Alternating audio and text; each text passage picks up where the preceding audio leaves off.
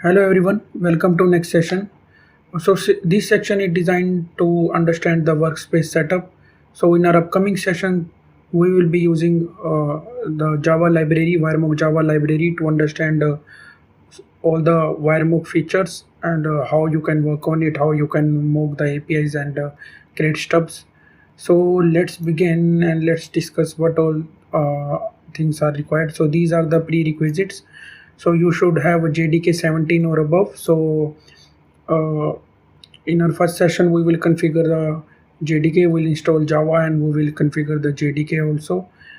So please note the JDK 17 or above is recommended, else you need a separate jar for WireMock jar to work with the version below this, and might be some features are also not available. And next thing is the build tool, that is the build management tool, that is Maven.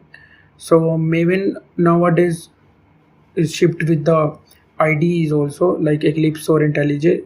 Those are integrated with the IDE.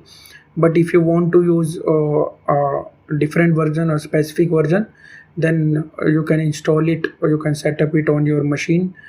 This also we will have a separate session and we'll understand how to set up Maven also. And the last thing is IDE. So you need to work on you need one of the IDE to work with the WireMock library, the Java API or the Java library.